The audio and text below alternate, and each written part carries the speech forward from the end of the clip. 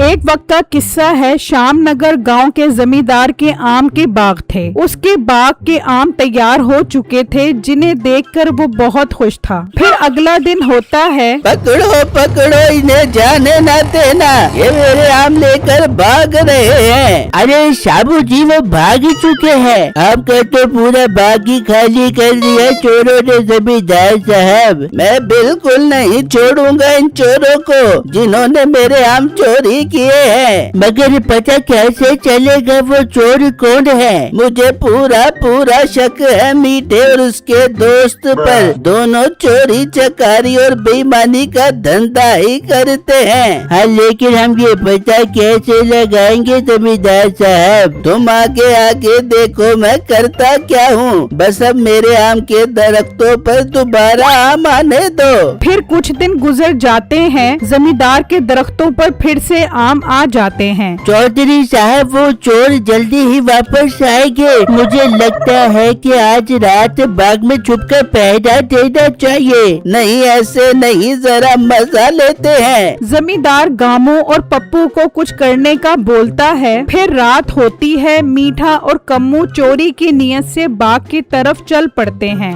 वो दरख्त से आम उतारने ही लगते हैं कि वहाँ पर दो खौफनाक भूत खड़े होते हैं। बचाओ बचाओ भूत!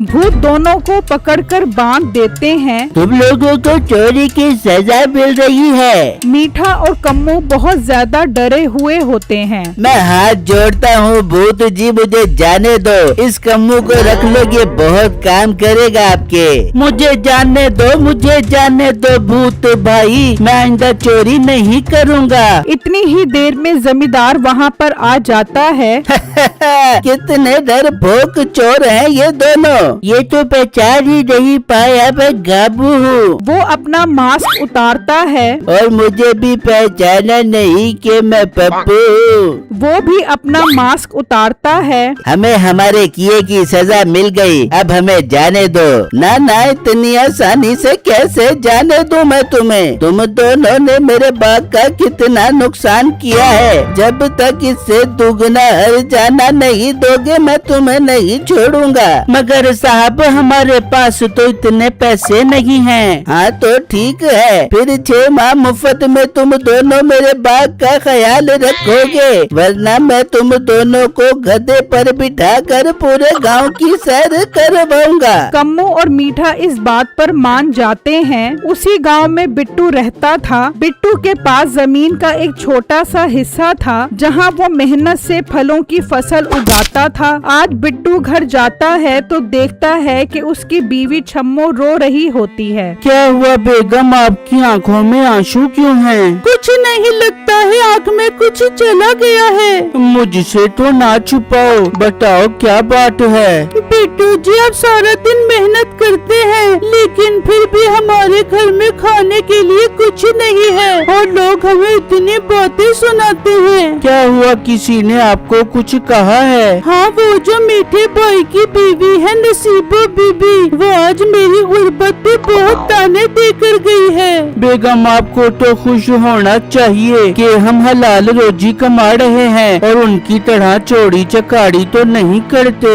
हाँ बिट्टू जी, बात तो आप बिल्कुल ठीक कर रहे हैं। देखना, एक दिन हमें हमारी ईमानदारी का सिला जरूर मिलेगा। अच्छा, मैं अपने दोस्त जोनी के साथ बाजार आम बेचने जा रहा हूँ। दुआ करना अच्छे दामों पर बिक जाएं। बिट्टू और जोनी बाजार आ जाते हैं। बिट्टू वहाँ आम बेचने लगता है। हाँ भाई बिट्टू, कितने के दिए हैं आप? 200 रुपए किलो है। अच्छा अच्छा, खाओ तो सही, कहीं कच्चे या खट्टे तो नहीं। बिट्टू एक आम देता है। ग्राहक आम चखता है। ओहो, ये कैसा आम है, इतना खट्टा, मेरे तो दांत ही खट्टे हो गए। भाई, ये आम मेरे बाग के ताजा आम है, आप खरीद लीजिए, आपको बहुत मजा आएगा। नहीं भाई, मैंने अपने बच्चों को बीमार नहीं करना खट्टे आम खिलाकर। वो ग्राहक चला जाता है। तभी एक और ग्राहक वहाँ पर आता है। आप दूध भाई 1 किलो यार। बिट्टू उसे आम देता है और वो ग्राहक आम लेकर चला जाता है। शुक्र है किसी ने तो मेरे आम खरीदे। फिर शाम होती है। बिट्टू बिट्टू के और आम नहीं बिकते। अचानक वही ग्राहक वहाँ गुस्से में आता है। ये आम है या खांसी का शरबत, इतने अजीब है, वापस कर लेना यार। बिट्टू वो आम वापस लेकर उसके पैसे वापस कर देता है। जॉनी खड़ा ये सब देख रहा होता है। वो बिट्टू के पास आता है। बिट्टू यार परेशान ना हो, हम कुछ न कुछ कर लेंगे, लेकिन अब घर चलते हैं, शाम हो गई है। बिट्टू और जॉनी घर की तरफ चल पड़ते हैं। बिट्टू दुखी दिल के साथ अपने घर पहुंचता है। बिट्टू उन्हें पूरी बात बताता है। कोई बात नहीं बेटा, जो तेरे नसीब में होगा वो तुझे मिल ही जाएगा। बिट्टू जी मेरे ख्याल में आप आम शहर जाकर बेचें, क्योंकि शहर के बड़े बाजार में हर तरह की चीज बिक जाती है। हाँ बेगम, आप बिल्कुल ठीक कह रही हो। फिर अगला दिन होता है। बिट्टू शहर निकल जाता है। बिट्टू शहर में आम बेचता है, लेकिन उसे बहुत कम पैसे बचते हैं। बिट्टू बहुत परेशान होता है और वापस रवाना हो जाता है। वापसी पर बिट्टू एक जंगल से गुजरता है। थकावट और गम की वजह से वो एक दरख्त के साए में बैठ जाता है। बिट्टू वहाँ बैठकर रोने लगता है। तभी वो एक दरख्त देखता है। एक काम करता हूँ, इस बेचारे दरख्त को पानी दे देता हूँ। वो पानी लेकर आता है और दरख्त पर डालता है। देखते ही देखते दरख्त पहले से बेहतर होने लगता है। बिट्टू वापस जाने लगता है कि उसे दरख्त पर 2 आम नजर आते हैं। एक काम करता हूँ, ये दोनों आम छम्मो और अम्मी के लिए ले जाता हूँ। बिट्टू वो आम तोड़ लेता है और घर आ जाता है। बिट्टू छम्मो और माँ को आम देता है। छम्मो और बिट्टू की माँ आम खाती है तो वो बहुत खुश होती है। मैंने आज तक इतना रसीला आम नहीं खाया, सच बात है, ये तो बहुत लजीज और मीठा है। क्या वाकई? हम एक काम करते हैं, इसकी गुठलियाँ उगा देते हैं। फिर रात होती है। बिट्टू गुठलियाँ खेत में दबा देता है और घर आकर सो जाता है। सुबह वो आकर देखता है तो उसमें पौधे निकल आते हैं। ये देखकर वो बहुत खुश होता है। फिर कुछ दिन गुजर जाते हैं। वो पौधे दरख्त बन जाते हैं और उनमें आम लगे होते हैं। बिट्टू एक आम तोड़ता है और उसे चखता है। अरे वाह, ये तो कमाल हो गया, इतने मजेदार आम तो मैंने आज तक नहीं खाए। बिट्टू आम उतारने लगता है कि उसे एक चमकता हुआ आम नजर आता है। बिट्टू उस आम को तोड़ता है तो देखता है कि वो सोने का आम होता है। बिट्टू वो आम लेकर घर आता है और अपनी माँ और छम्मो को वो आम दिखाता है। वाह, ये तो सोने का आम है, हमारी तो किस्मत बदल गई। मैं आज बहुत ज्यादा खुश हूँ मेरे बेटे। बिट्टू वो आम संभाल कर रख देता है और बाकी सारे आम बाजार में बेच देता है। अगले दिन जब वो बाग में जाता है तो वहाँ दरख्त पर फिर से आम आ चुके होते हैं। ये क्या, ये तो कमाल हो गया, दोबारा से आम निकल आए। बिट्टू वो आम उतार रहा होता है कि उसे एक दफा फिर दरख्त पर सोने का आम नजर आता है। बिट्टू बहुत ज्यादा खुश होता है। मेरी तो जिंदगी बदल गई, यहाँ रोजाना एक सोने का आम निकलता है। बहुत जल्द मैं इस गांव का सबसे अमीर इंसान बनने वाला हूँ। कम्मो छुपा बिट्टू की ये सारी बात सुन लेता है। कम्मो जल्दी से मीठे के पास जाता है। मीठे, मेरे पास एक बहुत काम की खबर है। हाँ तो सोच क्या रहा है, जल्दी बता। नहीं, एक शर्त पर बताऊंगा। बोल, अब क्या शर्त है तेरी? जो भी पैसे आएंगे वो आधे आधे होंगे। हाँ, पैसे आने तो दे, ठीक है, जल्दी बोल। कम्मो मीठे को पूरी बात बताता है। कम्मू जल्दी कर, मेरे साथ चल। कम्मो और मीठा दोनों बाग में पहुंच जाते हैं और वहां से आम चोरी करते हैं और उनकी गुठलियां अपने बाग में दबा देते हैं। कुछ वक्त गुजरता है और दरख्त उग आते हैं और उन पर रसीले और मीठे आम भी लग जाते हैं। मीठे, क्या आम आए हैं, चल इन्हें उतारते हैं। छोड़ कम्मू, क्या गुर्बत सोच है तेरी, मैं तो सिर्फ सोने के आम उतारूंगा। जब मीठा दरख्त पर देखता है तो वहाँ वाकई एक सोने का आम होता है। ये देख कम्मू, हमने कर दिखाया, अब सिर्फ इस सोने के आम को ही तोड़ा करेंगे। वो सोने का आम तोड़ते हैं और वहाँ से चले जाते हैं। फिर अगला दिन होता है, वो बाग में आते हैं तो दोबारा सोने का आम लगा होता है। वो फिर सोने का आम तोड़ लेते हैं। दूसरी तरफ बिट्टू अपने दरख्त का अच्छे से ख्याल रखता है। फिर कुछ दिन गुजर जाते हैं। मीठे के दरख्तों पर बाकी आम गल सड़ चुके होते हैं।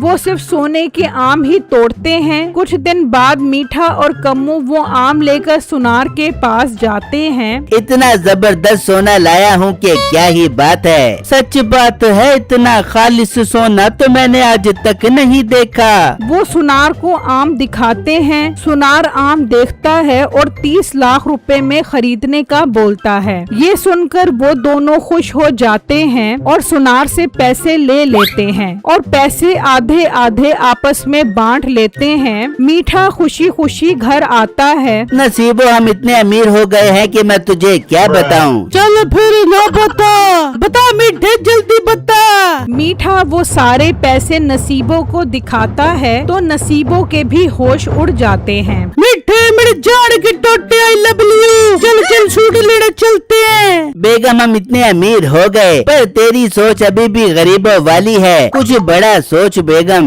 मीठे फिर अब एक काम करते हैं, इन पैसों से आलीशान घर खरीद लेते हैं। तुम दोनों बेवकूफ हो। अगर तुम दोनों ने भी घर खरीद लिया तो सब गांव वालों को शक हो जाएगा कि तुम्हारे पास इतना पैसा कहाँ से आया। वाह माँ, तू तो बहुत समझदार है। मीठे, वैसे मेरी माँ ठीक कह रही है, अभी हमें इन पैसों को छुपा देना चाहिए। कुछ दिन बाद इन पैसों से घर खरीद बेचेंगे। फिर मैं काम करता हूँ, कम्मू के साथ मिलकर पैसे छुपा कर आता हूँ। फिर मीठा पैसे लेकर घर से निकलता है और कम्मू के पास आ जाता है और कम्मू को भी पैसे छुपाने का बोलता है। वो दोनों खेत में आ जाते हैं और उसी दरख्त के पास पैसे दबा देते हैं और वो वहाँ से चले जाते हैं। फिर रात होती है। मीठा और सब सो जाते हैं। जैसे ही सुबह होती है, शोर की आवाज से उनकी आँख खुल जाती है। वो बाहर आते हैं तो गांव वाले खड़े होते हैं और वही सुनार भी वहाँ मौजूद होता है। आप सब गांव वाले यहाँ क्यों जमा हो गए हो? आप लोगों को किसी ने कोई गलत खबर दी होगी। यहाँ कोई बच्चा पैदा नहीं हुआ जो मुबारकबाद देने आ गए हो। वो तो हम तुझे बताते हैं कि किस बात की मुबारकबाद देने आए हैं। हाँ जी, जल्दी बताओ, मैं तुझे नहीं छोड़ूंगा। तूने जो आम बेचे थे, उन सोने के आमों को जब मैंने सुबह उठकर देखा तो वो गले पड़े थे। मुझे मेरे पैसे वापस कर। नहीं, वो तो वाकई सोने के आम थे। अगर मेरी बात का यकीन नहीं है तो बिट्टू को बुलाकर पूछ लो, उसके खेत में भी सोने के आम वाला दरख्त है। हैं? ये सोने के आम वाला क्या माजरा है? मैंने और कम्मू ने मिलकर बिट्टू के खेत से आम चुरा कर उसकी गुठली जमीन में दबाकर दरख्त उगाया था, जिसमें रोज एक सोने का आम लगता था। मुझे लगता है ये अपनी जान बचाने के लिए ऐसी फजूल बातें कर रहा है। गाँव वालों, हमें काम करना चाहिए। बिट्टू को यहाँ बुला लेना चाहिए। हाँ, उसे बुला लो और कम्मू को भी लेते आना। वो भी हर चीज में मेरे साथ बराबर का शरीक है। फिर जमींदार का मुंशी जाता है और बिट्टू और कम्मू को लेकर आता है। आप सब लोग यहाँ क्यों जमा हैं और आप लोगों ने मुझे यहाँ क्यों बुलाया है? जमींदार बिट्टू को सारी बात बताता है कि कैसे मीठे और कम्मू ने मिलकर बिट्टू के खेत से आम चोरी किए और सोने के आम वाली बात भी पूछता है। अच्छा, तो इन चोरों ने मेरे खेत से आम चोरी करके अपने खेत में उसकी मदद से दरख्त उगाए। बिट्टू, ये बात